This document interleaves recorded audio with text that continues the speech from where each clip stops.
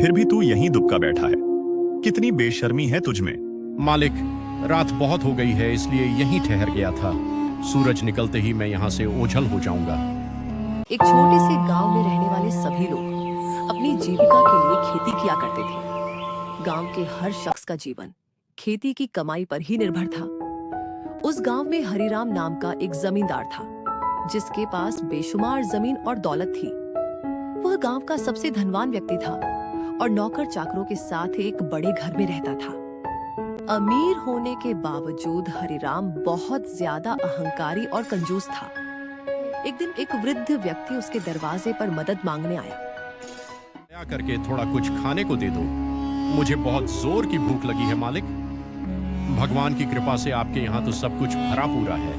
इस लाचार गरीब की थोड़ी मदद कर दीजिए मालिक, आपकी बहुत दया होगी। ओए पीछे हो जा, जरा दूर हटकर बात किया कर, मेरे करीब मत आना, वरना मुझे फालतू में नहाना पड़ेगा। पता नहीं रोज कहां कहां से टपक पड़ते हैं। पैसे वाला देखा नहीं कि भीख मांगना चालू। अरे भाई, खुद से कुछ काम करो और कमा कर खाओ। उसी वक्त हरिराम की बीवी लक्ष्मी वहां पर आ गई। बाबा, आप यहीं ठहरिए, मैं अभी कुछ लेकर आती। तुम ये क्या कर रही हो भला? बस द्वार पर आए वृद्ध बाबा को रोटी दे रही हूँ। वो बहुत भूखा है, इसलिए उसे कुछ खिला रही हूँ। बिल्कुल जरूरत नहीं है, तुम चुपचाप अपने कमरे की तरफ चलो। यह मेरा कमाया हुआ पैसा है, जिसे मैंने इन जैसों को बांटने के लिए इकट्ठा नहीं किया है। आप यह क्या बोल रहे हैं? बेचारे ने पैसे थोड़े ही मांगे हैं, वह तो सिर्फ रोटी मांग रहा है। किसी को एक समय का खाना खिला दोगे तो आपका खजाना खाली नहीं हो जाएगा। अनाज का एक दाना भी बड़ी मेहनत से आता है। यहाँ फोकट में बांटने के लिए कुछ नहीं है। मैं तो किसी को पीने का पानी भी ना दूं, फिर तुम उसे भोजन देने की जिद क्यों कर रही हो? कभी तो अपनी जिंदगी में थोड़ा पुण्य कमा लिया करो। किसी गरीब की भूख मिटाओगे तो वह खुशी खुशी आपको दुआएं देकर ही अपने रास्ते जाएगा ना। सुनो, मुझे इन कंगालों की दुआएं नहीं चाहिए। तुमसे जो बोला गया है उतना मान लो और फौरन घर के अंदर जाओ। अरे लेकिन वो वृद्ध बाबा अभी तक बाहर मेरी ही आस लगाए बैठे होंगे। उसे मैं खुद देख लूंगा, तुम बस चुपचाप अंदर जाओ। लक्ष्मी खामोशी से अपने कमरे की ओर मुड़ जाती है। तभी हरिराम बाहर दरवाजे पर आकर, तुम अब तक यहीं पर रुके हुए हो, अभी तक तुम्हारा यहाँ से जाना नहीं हुआ। मालिक, वो असल में मालकिन मेरे लिए अंदर खाना लेने गई है ना। फिलहाल तो खाना तैयार नहीं है, तुम दोपहर के बाद आना। अभी अपना रास्ता नापो और यहाँ से चलते बनो। वृद्ध वहां से चुपचाप चला गया। फिर दोपहर के समय वह एक बार फिर लौट आया तो हरिराम ने उसे दोबारा सामने खड़ा देखकर गुस्से में कहा, आखिर चाहते क्या हो? तुम फिर से लौटकर यहीं खड़े हो गए। हुजूर, आपके कहने पर ही मैं दोबारा आया हूँ। मेहरबानी करके अब खाना दे दो। घर में बीमार पत्नी दाने दाने को तरस रही है। मैं अपना पेट काट लूंगा, बस उसके लिए थोड़ा सा अन्न दे दीजिए। अगर इतनी ही जल्दी थी तो थोड़ा पहले आना चाहिए था। अब तो खाना पूरी तरह खत्म हो चुका है। अब सीधे रात में ही आना। फिलहाल यहाँ से चलते बनो। वह वृद्ध अत्यंत निराश होकर वहां से अपने घर चला जाता है और उम्मीदों के साथ शाम ढलने का इंतजार करने लगता है। ना जाने कब अंधेरा होगा और पेट को रोटी नसीब होगी। गंगा मालिक ने शाम को ही बुलाया है, इसलिए मुझे फौरन निकलना होगा। कहीं वह देरी होने का बहाना बनाकर फिर खाली हाथ ना भेज दे। आप फिक्र मत करो, मालिक आज खाना जरूर देंगे। वैसे मोहन कहाँ है? वह काफी देर से नजर नहीं आ रहा। वह काम की तलाश में ही बाहर गया है। भला वह भी क्या कर सकता है? हमारी किस्मत ही हमसे रूठी हुई है। घर की देहरी पर अन्न का दाना तक नहीं बचा। वह बेचारा हर तरफ भटकता है, पर कहीं काम की आस नहीं दिखती। आज उसने बताया था कि किसी मालिक ने उसे काम देने के लिए बुलाया है। भगवान से यही प्रार्थना है कि आज उसकी मेहनत रंग लाए। हाँ, ईश्वर हमारी जरूर सुनेगा। मोहन को आज काम मिल ही जाएगा और हमारी यह लाचारी भी खत्म हो जाएगी। कम से कम हम चैन से 2 वक्त की रोटी तो खा पाएंगे। फिर मुझे किसी के सामने गिड़गिड़ा कर भीख नहीं मांगनी होगी। हुजूर, अब तो दया कीजिए और खाने के लिए कुछ दे दीजिए। भगवान आपकी झोली खुशियों से भर देगा। बस थोड़ा सा खाना दे दीजिए मालिक। अरे भाई, तुम तो पीछे ही पड़ गए। कितनी बार मना करूं कि मुझे तुम्हें कुछ नहीं देना। अपनी यह बेशर्मी बंद करो और अभी के अभी यहाँ से चले जाओ।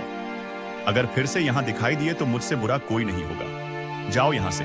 वह वृद्ध बाबा पूरी तरह टूट जाते हैं और निराशा में डूब जाते हैं। उन्हें हरिराम की बातें बहुत चुभती हैं। वह पास के एक पुराने पेड़ की छांवों में बैठ जाते हैं और मन ही मन सोचने लगते हैं खाली हाथ घर गया तो मोहन की माँ को क्या जवाब दूंगा? वह खाने का इंतजार कर रही होगी। मेरी ही गलती थी जो उसे उम्मीद दी थी। हे ईश्वर, इतनी संपत्ति होने पर भी यह आदमी एक निवाला नहीं दे सका। मुझे बस 2 रोटी नसीब कर दे ताकि दर दर ना भटकना पड़े। आज घर नहीं जाऊंगा, उसकी तड़प मुझसे सही नहीं जाएगी। रात यहीं काट लेता हूँ। मोहन घर पहुंच गया होगा। थके हारे वृद्ध बाबा बगीचे में ही रात बिताने का फैसला करते हैं और वहीं लेट जाते हैं। बेचारे गरीब को क्यों सता रहे हो? मना करना था तो पहली बार में ही कर देते। वो बेचारा उम्मीद में बार बार आया और आपने उसे इस तरह दुत्कारा कि यह ठीक नहीं। चुप हो जाओ। मुझे मत सिखाओ कि किसके साथ कैसा व्यवहार करना है।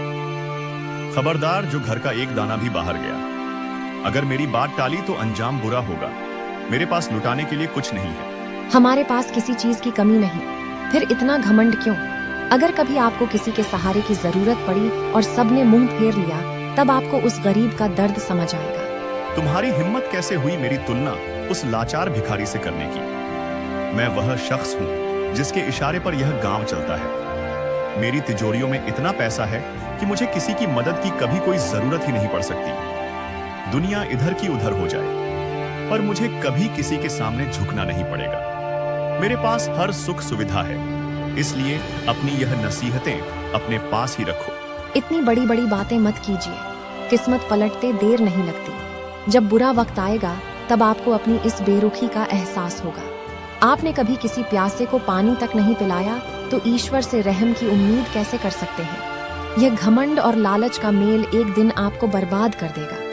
मेरी मानिए तो इंसानियत दिखाइए और लाचार मजबूर लोगों की सहायता कीजिए, वरना बहुत पछताएंगे। मैं नहीं बदलने वाला, चाहे तुम कुछ भी कहो। मेरी रईसी ही मेरी पहचान है और मुझे इस पर नाज है। पूरे गांव में हरिराम जैसा अमीर कोई पैदा नहीं हुआ। लोग तरसते हैं उस मुकाम के लिए जहां आज मैं खड़ा हूं। तुम बस बातें करना जानती हो, पर हकीकत यह है कि इतना धन और रुतबा किसी और के पास नहीं।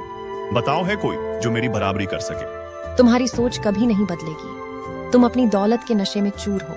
बस दुआ करती हूँ कि ऊपर वाला तुम पर कभी बुरा वक्त न।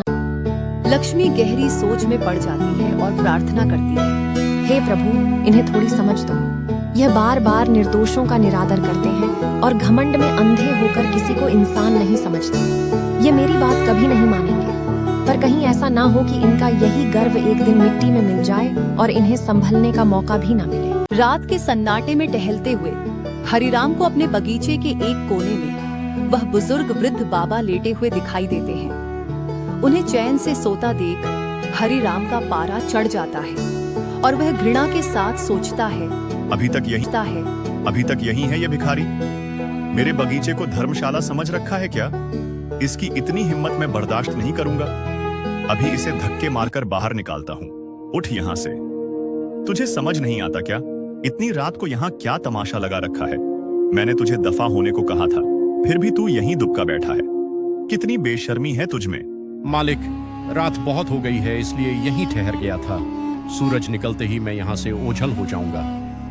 बस आज की रात इस बगीचे में सिर छिपाने की जगह दे दीजिए। मैं आपको और परेशान नहीं करूंगा। सवाल ही पैदा नहीं होता। तुझे यहाँ सुलाने का मतलब है कि 4 पहरेदार तेरी जासूसी के लिए और खड़े करने पड़ेंगे। मुझे अपनी संपत्ति की चिंता है, तेरी नहीं। चल, अपना रास्ता नाप। साहब, मैं समझा नहीं। मेरी निगरानी क्यों करनी पड़ेगी? मैं तो बस रात बिताने आया हूँ। मैं यहाँ कोई गलत काम नहीं करूंगा। निगरानी की जरूरत क्यों नहीं है? अगर तुम रात के अंधेरे में मेरे घर में घुस गए या बगीचे से कुछ चुरा लिया तो मेरा तो नुकसान हो जाएगा। मैं तुझे कहां खोजता फिरूंगा? तुम जैसों का कोई ठिकाना नहीं होता, इसलिए चुपचाप यहां से दफा हो जाओ। साहब, मैं चोर नहीं हूँ। गरीबी का मतलब यह नहीं कि मैं चोरी करूंगा। मैं तो बस अपनी मजबूरी की वजह से यहाँ रुका था। चोर कभी खुद को चोर नहीं बताता। मैं तुम्हारी बातों में आने वाला नहीं हूँ। दिन भर भिखारी बनकर घूम रहे थे और अब चोरी की नीयत से यहाँ सो रहे हो। मुझे तुम पर रत्ती भर भी भरोसा नहीं है। अगर कुछ गायब हुआ तो मैं कहाँ जाऊंगा? चुपचाप दफा हो जाऊं यहाँ से। अगर अगली बार आसपास भी मंडराते दिखे तो फिर अपनी खैर मत मनाना। समझ गए तुम?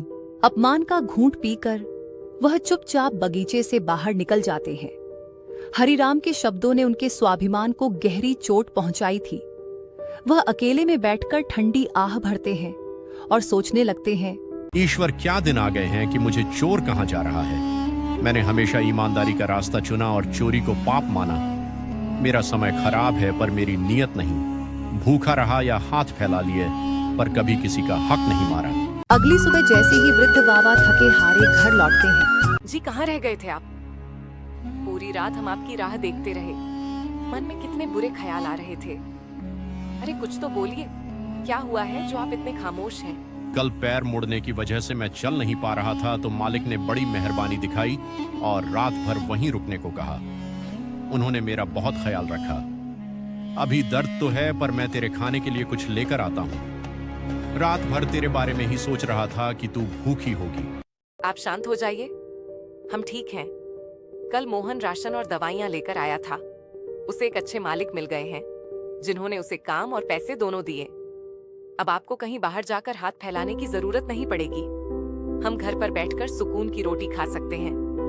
अगर मोहन ऐसे ही काम करता रहा तो हमारे दुख के दिन अब खत्म हो जाएंगे। सुनकर दिल खुश हो गया। सच में ऊपर वाले के घर देर है पर अंधेर नहीं। क्या मोहन की माँ को रात वाली बातें बतानी चाहिए? नहीं, अभी उसका चेहरा खिला हुआ है। मैं उसे दुखी नहीं करना चाहता। वह बात अभी दबा लेना ही बेहतर है। मोहन कहीं दिखाई नहीं दे रहा। कहाँ चला गया? अरे जी, वो तो काम पर गया है। मैंने अभी तो बताया कि उसे सेठ जी के यहाँ काम मिल गया है। वो सुबह ही निकल गया था। चलिए अब आप हाथ मुंह धो लीजिए। मैं आपके लिए गरम गरम खाना लगा देती हूँ। समय बीतता चला गया और एक दिन हरिराम सैर के लिए जंगल की ओर निकलता है। उसका घोड़ा इतना तेज था कि वो अपने साथियों से बहुत आगे निकल गया और घने पेड़ों के बीच ओझल हो गया। पीछे छूटे हुए लोग रुक जाते हैं और चिंता में डूबकर सोचते हैं, मालिक तो गायब हो गए। जंगल इतना घना है कि कुछ दिखाई भी नहीं दे रहा। अगर उन्हें कुछ हो गया तो हम क्या जवाब देंगे? यहाँ तो जानवरों का भी बहुत खतरा है। अब हम उन्हें ढूंढे कैसे? सही कह रहे हो। फिलहाल यहीं रुकना बेहतर है। बिना सोचे समझे आगे जाना खतरे से खाली नहीं। अगर हम भी रास्ता भटक गए तो जंगली जानवरों से बचना मुश्किल होगा। घंटों इंतजार के बाद भी जब कोई आहट नहीं मिली तो उनके हाथ पांव फूल गए। उन्हें लगा कि अब कुछ बुरा होने वाला है। वे आपस में फुसफुसाते हुए सोचने लगे, अब यहाँ एक पल भी रुकना ठीक नहीं है, वरना जंगली जानवर हमें जिंदा नहीं छोड़ेंगे। मालिक की छोड़ो, पहले हमें अपनी जान बचानी है। पता नहीं वो किस रास्ते निकल गए। हमें तुरंत यहाँ से निकलना पड़ेगा। बिल्कुल सही बात है। हरिराम ने कभी किसी का भला नहीं किया, तो हम अपनी जान क्यों जोखिम में डालें? इसके अहंकार की सजा इसे मिलनी ही चाहिए। घर जाकर झूठ बोल देंगे कि मालिक जंगल में कहीं खो गए। चलो यहाँ से खिसक लेते। वे दोनों चुपचाप गांव लौट आते हैं। घर की दहलीज पर कदम रखते ही लक्ष्मी की नजर उन पर पड़ती है। वो मालिक को साथ ना पाकर बेचैनी से पूछती है, अरे तुम्हारे मालिक कहाँ हैं? तुम दोनों तो उनके साथ ही गए थे ना? क्या हुआ? वे अभी तक लौटे क्यों नहीं? तुम दोनों ऐसे चुप क्यों खड़े हो? मालकिन, हम तो अपनी जान हथेली पर रखकर उन्हें ढूंढ रहे थे, पर वो घना जंगल और ऊपर से जंगली जानवरों का शोर, हम बहुत डर गए थे। अभी तक उन्हें आ जाना चाहिए था। पता नहीं वो किस मुसीबत में फंस गए। लक्ष्मी बदहवास होकर रोने लगती है। दूसरी ओर हरिराम उस सुनसान जंगल में अकेला फंस गया है। उसे समझ नहीं आ रहा कि वो किस दिशा में जाए। उसका घोड़ा भी अब थक चुका है। अरे कोई है? यहाँ तो बस सन्नाटा और घना जंगल है। मैं रास्ता कैसे भटक गया? अब घर जाने का कोई मार्ग सूझ नहीं रहा। ये क्या बला सिरा पड़ी है? रास्ता ढूंढने के चक्कर में हरिराम जैसे ही पीछे मुड़ा, उसकी जगह पर सिर्फ सन्नाटा था। घोड़ा रस्सी तुड़ाकर भाग चुका था। हरिराम के हाथ पांव फूल गए और वो जोर जोर से चिल्लाने लगा, अरे अब ये क्या? मेरा घोड़ा कहाँ गया? अब क्या करूं? इस घने जंगल में वही तो मेरा साथी था। लगता है वो भी घबराकर भाग गया। अब कहाँ जाऊं? यहाँ तो दूर दूर तक कोई नजर भी नहीं आ रहा। अरे ये मेरे कामचोर लोग कहाँ मर गए? मेरे पीछे तो आ रहे थे। एक बार घर पहुंच जाने दो उन कामचोरों की टांगे तोड़ दूंगा। अब कहाँ जाऊं कुछ समझ नहीं आ रहा। पेट में भूख के मारे जान निकल रही है और चारों तरफ अंधेरा है। हे ऊपर वाले, मेरी मदद कर, मुझे इस जंगल से बाहर निकाल दे। अरे यहाँ कोई है जो मुझे रास्ता दिखा सके? बचाओ मुझे। तभी अंधेरे में हरिराम को दूर से कोई आता हुआ दिखा। उसे देखते ही हरिराम की जान में जान आ गई। वो खुशी से झूम उठा और जोर जोर से आवाज लगाने लगा। उधर वो लड़का मोहन सोचने लगा, इतनी रात को इस सुनसान जंगल में कौन चिल्ला रहा है? साहब, आप यहाँ इस सुनसान जगह पर क्यों बैठे हैं? आपकी आंखों में आंसू क्यों हैं? क्या मैं आपकी कुछ मदद कर सकता हूँ? बेटा, तुम मेरे लिए फरिश्ता बनकर आए हो। तुम्हें देखकर मेरी डूबती जान में जान आ गई, वरना आज तो मेरा अंत तय था। मैं रास्ता भटक गया हूँ और मेरे साथी भी कहीं पीछे छूट गए। बहुत देर से भटक रहा हूँ, पर बाहर निकलने का कोई मार्ग नहीं मिल रहा। रास्ता दिखेगा भी कैसे? जिसे इस जंगल की पूरी जानकारी है, सिर्फ वही यहाँ से सही सलामत निकल सकता है। ये जगह बहुत डरावनी है और कोई यहाँ आने की हिम्मत नहीं करता। आपको यहाँ अकेले नहीं आना चाहिए था। अगर आज मैं यहाँ से न गुजरता तो न जाने आपका क्या हाल होता। मुझे इस जंगल में नहीं आना चाहिए था। ये मेरी सबसे बड़ी भूल थी। बेटा, मैं तुम्हारे आगे हाथ जोड़ता हूँ, मेरी मदद करो। मुझे इस अंधेरे और डरावनी जगह से बाहर ले चलो। तुम्हारे बिना मैं यहाँ से नहीं निकल पाऊंगा। आप चिंता मत कीजिए, मैं आपको बाहर निकाल दूंगा। पर अभी रात बहुत हो गई है, इसलिए आप मेरे साथ मेरी कुटिया में चलिए। इस घने जंगल में ठहरना ठीक नहीं है। हमें यहाँ से जल्दी निकलना चाहिए।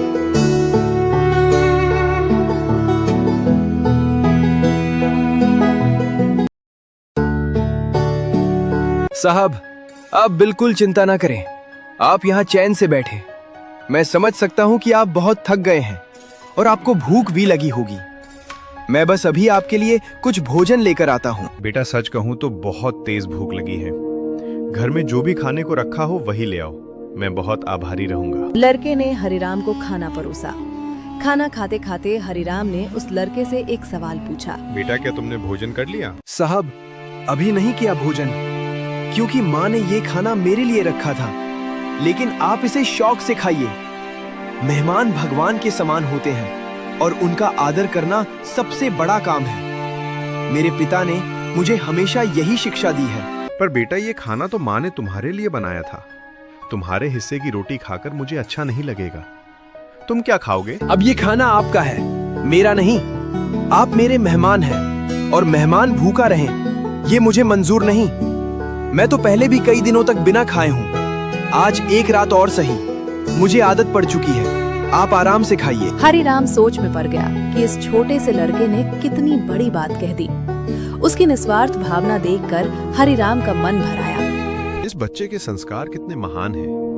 कोई इंसान इतना दयालु कैसे हो सकता है?